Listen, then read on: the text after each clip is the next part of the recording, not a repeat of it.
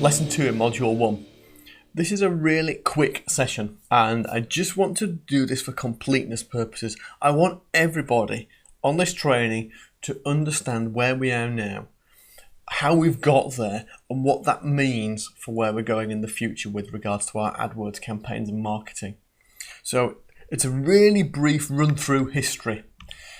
So pay-per-click marketing was a really interesting concept when it first came out, in that prior to pay-per-click marketing, which obviously Google AdWords is the most famous pay-per-click marketing tool that there is out there, all marketing online was banner ad driven and had other methods. There was nothing to do with what a user was searching for online.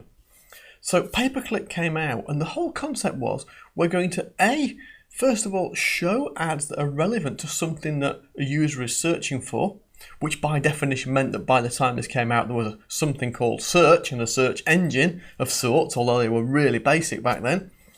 And that when we showed those relevant ads, we would then only charge the advertiser when a user clicked their ad, rather than when it was shown.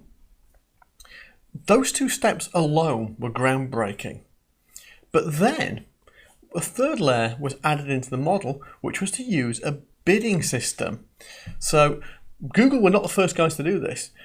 Doing this in 1996 was a company called GoTo.com, later became Overture and eventually disappeared to become a historical artifact. But at the time, in the late 90s, that was the play to be. GoTo was the biggest show in town. And it worked because of this unique model that they built. If we fast forward a little bit to what now is a long time ago in internet years, Google launched AdWords in late 2000. And initially it was a fee-based platform.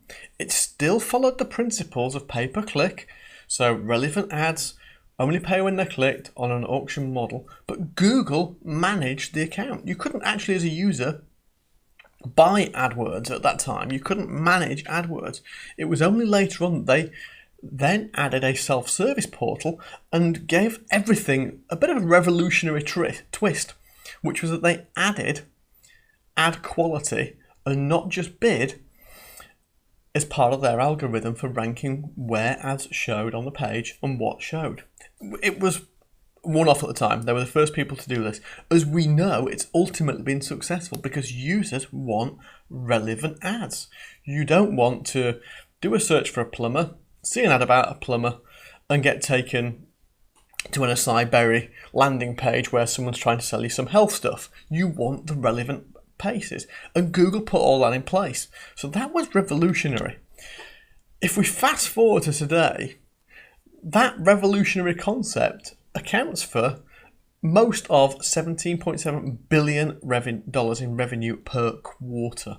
That's per quarter. That's over 60 billion per year, nearly 70 actually, isn't it? That's a phenomenal value for essentially pixels that disappear the moment they're clicked. AdWords now powers things like AOL, Ask.com and other search engine advertising platforms. And the latest figures I could find were back into 2012, which was saying that Google was then serving 30 billion ads per day, and that number will have increased substantially since that point. I'd love to see what the new number is. What I do know is it's 3 times larger than its nearest rival, which is Bing. So that's where we've gone from today. But think about what's coming. We're already going beyond the computer. Mobile is already beyond the computer.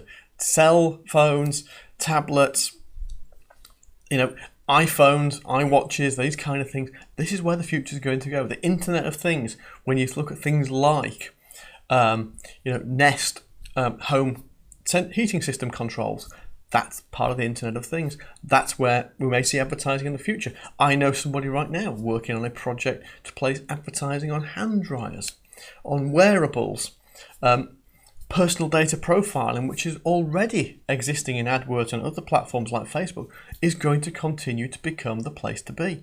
So look out for these things. Understand where we are today, look how far it's come and think where it's going to go. It's all about reaching people in the most relevant way to that person at that time to connect the right businesses with the right consumers, wherever and whenever they happen to be, on whatever device they happen to be using. So That's the history lesson over. Let's get stuck in with the next part of this training.